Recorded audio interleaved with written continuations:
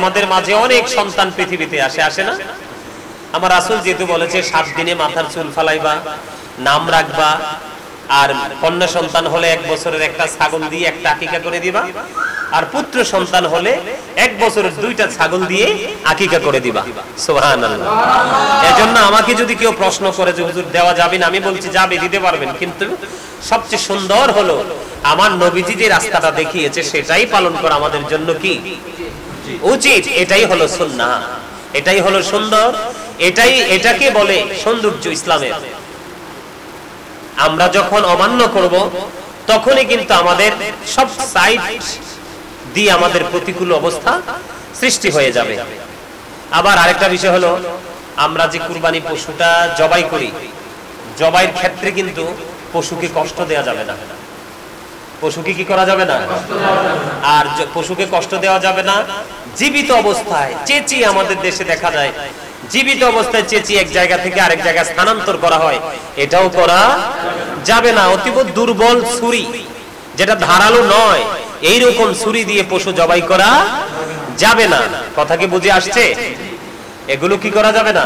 করা যাবে না।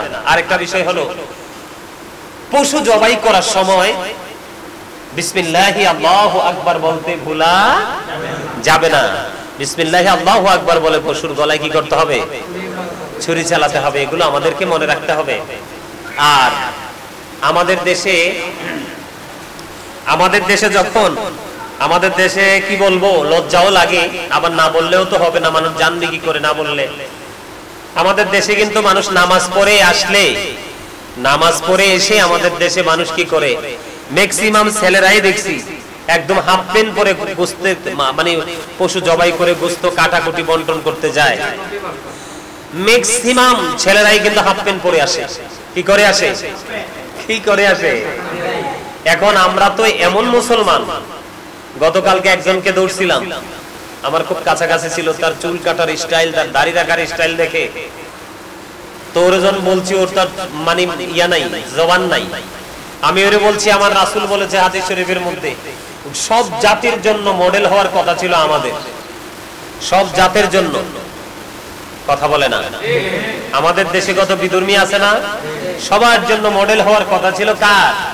মুসলমানদের, ইমানদারদের। আর আজকে আমাদের মডেল হচ্ছে বেঈমানেরা। এখনকার যুগের ছেলেরা, যারা ইয়াং ছেলেরা, ম্যাক্সিমাম ছেলে কি হিন্দু না মুসলমান বোঝা যায়? বোঝা যায়? তাদের দাড়ি রাখার স্টাইল দেখলে, দাড়ি কাটার স্টাইল দেখে, এখন এগুলোকে রঙিন করার স্টাইল দেখলে আসলেই কি এটা আসলেই কি মুসলমান কিনা, এটাকে সালাম দিব কিনা। এখন সালাম দিয়ে যদি দেখি এটা অন্য জাত, তো কেমন হইলো? ওদেরকে তো সালাম দেওয়া যাবে না। কথা কি বুঝে আসছেনি আমার? তো আমি বলতে চাই, আমরা যারা মুসলমান ইমানদার, আমাদের নাভি থেকে টাকনুর উপর পর্যন্ত ঢাইকা রাখতে হবে, এটা ফরজ। পুরুষের জন্য কি? কথা বলে না। পুরুষের জন্য কি? নাভি থেকে টাকনুর উপর পর্যন্ত ঢেকে রাখা ফরজ। এখন কুরবানি দেওয়া ওয়াজিব। কুরবানি দেওয়া কি? বন্টন করা রাসূলের দেখানো পথ অনুযায়ী এটা একটা সুন্নাহ। এখন এর মাঝখান দিয়ে কিন্তু আমরা ফরজকে জবাই করে ফেলছি গরুর সাথে সাথে। কাকে? গুরুত্বপূর্ণ এক ফরজ আমল, যেটা নাভি থেকে টাকনুর উপর পর্যন্ত কি করে রাখতে হবে? ঢেকে রাখতে হবে, মাস্ট বি। এটা আমাদের জন্য ফরজ। ওয়াজিব এবং সুন্নাহর মাঝে রেখে আমরা ফরজকে কি করে দিলাম? একেবারে জবাই করে দিলাম। এটা কখনোই উচিত নয়। এটা ইসলাম বিরোধী, বড় অন্যায়, বড় অপরাধ। আল্লাহ যেন আমাদেরকে সবাইকে কুরবানি করব আল্লাহর সন্তুষ্টির জন্য, নাভি থেকে টাকনুর উপর পর্যন্ত ঢেকে রাখবো, এটাও আল্লাহর সন্তুষ্টির জন্য। গোস্তটাকে যথাযথভাবে বন্টন করব, সেটাও আল্লাহর সন্তুষ্টির জন্য। এগুলো আমাদেরকে কি করতে হবে? মাথায় রেখে কাজ। এই জন্য আমি প্রায় সময় যখন মাঠে আলোচনা বেশি বেশি করি, তখন আমি প্রায় আলোচনা যখন দেখি ওয়াজের ময়দানটা একটা প্রতিকূলতা সৃষ্টি হয়, এই জন্য আমি প্রায় সময় বলি আমার নবীজির ওই হাদিস, আদিবু আওলাদাকুম আলা তালাতি খিসালিল হুব্বি নবীকুম ওয়া হুব্বি আহলি বাইতিহি ওয়া আলা কিরাতিল কুরআন। রাসূল বলেছেন তোমরা তোমাদের সন্তানদেরকে তিনটি বিষয় শিখাও। এর মধ্যে ফার্স্ট হুব্বি নবীকুম, teach the love of the prophet. এরপরে 2 নাম্বার হলো টিচ ফ্যামিলি লাভ ওয়া হুব্বি আহলি বাইতিহি। তারপরে বলেছেন কোরআন তেলাওয়াত শিখাও। কি শিখাও? Learn to recite the holy Quran, Quran তেলাওয়াত শিখাও। এখানে বিষয় হলো, প্রথমে আমরা বলার কারণ হলো নবীর প্রতি যখন, রাসূলের প্রতি যখন আমাদের মহাব্বত থাকবে, তখনই কিন্তু আমরা রাসূলের দেখানো পথটাকে আমরা অনুকরণ করা একেবারে সহজ হয়ে যাবে। আমাদের রাসূলের প্রেম নাই বিধায়, আর এটার জন্য আমি মনে করি বাবা মা দায়ী। কে দায়ী? এই যে আমাদের আব্দুল্লাহকে কিন্তু তার মা অনেক দূর থেকে এনে এখানে রেখে গেছে। এই যে বাড়ি অনেক দূরে, সে আগে অন্য মাদ্রাসায় পড়তো। তার আম্মু যখন এই নবীর প্রেমের ইতিহাস গল্প শুনছে, পরে পাগল হয়ে গেছে আমার কাছে ছেড়ে দেওয়ার জন্য, পরে আমাদের মাদ্রাসায় দিয়ে গেল। এই যে আব্দুল্লাহ, আমি মনে করি আব্দুল্লাহর আম্মু যথাযথ দায়িত্ব পালন করেছে। এখন হয়তো সে বোঝে না, একটা সময় কিন্তু সে সব কিছু ক্লিয়ারলি বুঝতে পারবে। যখন সে কিতাব বুঝবে অটোমেটিক্যালি বুঝে যাবে। এটা বাবা মার দায়িত্ব। এটা কার দায়িত্ব? আজকে যদি বাবা মা তার দায়িত্বটাকে যথাযথভাবে পালন করত, তাহলে কিন্তু সন্তানি ভুলগুলো, যেমন আমরা যখন ছোট বা এখনের হিসাব তো হচ্ছে আলাদা। আমরা যখন ছোট ছিলাম, আমি কি বলবো, রাস্তাঘাটে বা কোনো কাজের ক্ষেত্রে আমার মনে হয় না যে কোনোদিন যে মানে হাঁটুর উপরে কাপড় উঠছে। তার কারণ ওই যে ট্রেনিং পাইছি, এই জন্য আমাদের যারা অভিভাবক দায়িত্বশীল রয়েছে, আমরা তাদেরকে শিক্ষা দিতে হবে। যে শিক্ষাটা সঠিক শিক্ষা, আমাদেরকে কি করতে হবে? সঠিক শিক্ষাটা দিতে হবে। তাই তো? কথা বলে না? এখন গোশত যে আমরা ভাগ করব, কুরবানির পশুর গোশতটা যে আমরা বন্টন করব। ও আরেকটা কথা হুজুর মনে করাই দিয়েছে আবেশ সাহেব, যে কুরবানি করার পরে পশুটাকে তাড়াতাড়ি মারার জন্য, দমটা তাড়াতাড়ি বের করার জন্য অনেকেই কিন্তু পশুটার গায়ে কিন্তু জোরে জোরে কি করে? আঘাত করে। বিভিন্ন ভাবে কিন্তু ছুরির ইয়ে দিয়ে মানে বড় বড় করে আঘাত করে, এবং পায়ের দিক দিয়ে কিন্তু জীবিত অবস্থায় রগগুলো কেটে ফেলে। এই যে জীবন্ত একটা প্রাণী, এটার কারণে আমার জীবনের গুনাহ মাফ হয়ে যাচ্ছে। এটার গায়ে যে কি পরিমাণ পশম আছে সেটা আমরা জানি না। এই পশমের সমপরিমাণ আমাদের আমলনামায় নেক ঢুকছে। আল্লাহ রাব্বুল আলামিন খুশি হয়ে যাচ্ছে, এবং কাল হাসরের ময়দানে আমাদের এই যে কুরবানি তাকওয়া নিয়ে করে থাকলে, এই কুরবানির পশুর শিং, খুর এগুলো কিন্তু আল্লাহর দরবারে উঠবে। সুবহানাল্লাহ। আর জোরে সুবহানাল্লাহ। এইভাবে আঘাত করা কিন্তু জায়েজ নাই। আমরা পশুকে সেইভাবে আঘাত করব না। আর যখন পশুটা যখন জবাই হয়, পশুটা জবাই করার পরে গোশত যখন বন্টন করে, একা একা তো সম্ভব না, শ্রমিক লাগে, মানুষ লাগে। কি লাগে?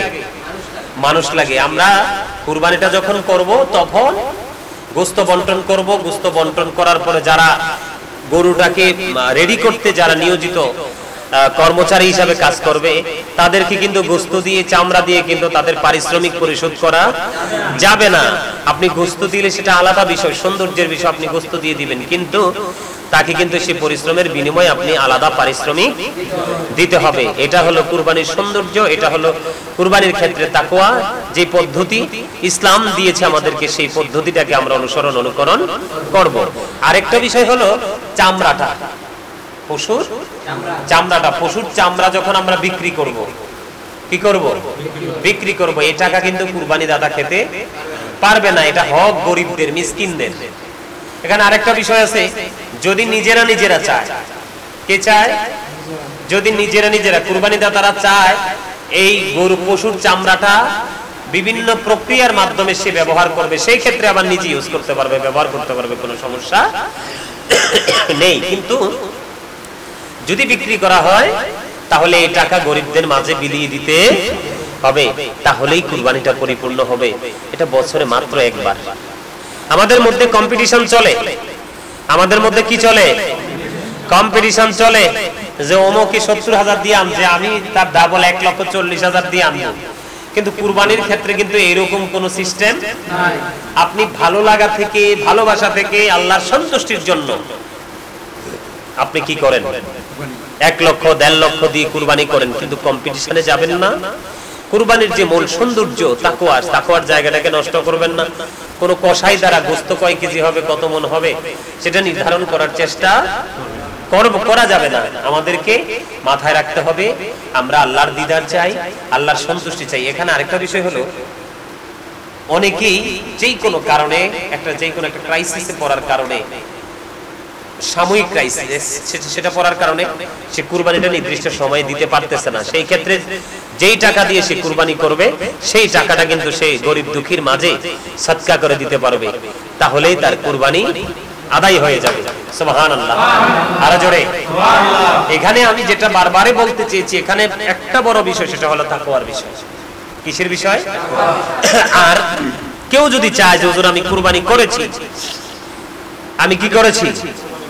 কুরবানি করেছি, আমি এক টুকরো গোশত খাবো না, আমি পুরো গোশতটাই গরিবদের মাঝে সদকা করে দিব, তাহলেই কুরবানি হবে, কুরবানি কোনো সমস্যা হবে না। এখানে মূল বিষয় হলো যে আল্লাহ রাব্বুল আলামিন চায় আমরা কুরবানি করি, আর এই কুরবানির দ্বারা কিন্তু আমরা আল্লাহর আরো এক ধাপ আল্লাহর নিকটবর্তী হয়ে যেতে পারবো। আল্লাহ রাব্বুল আলামিন যেন আমাদেরকে সব ধরনের আইন মেনে, বিধান মেনে, সুন্দর সুষ্ঠু একেবারে মস্তিষ্ক নিয়ে আমরা যেন সুন্দর ফুটফুটে পশু দিয়ে আমরা যেন কুরবানি করতে পারি। আল্লাহ যেন আমাদেরকে সেই কুরবানি করার তৌফিক দান করে। সকলে বলুন আমিন।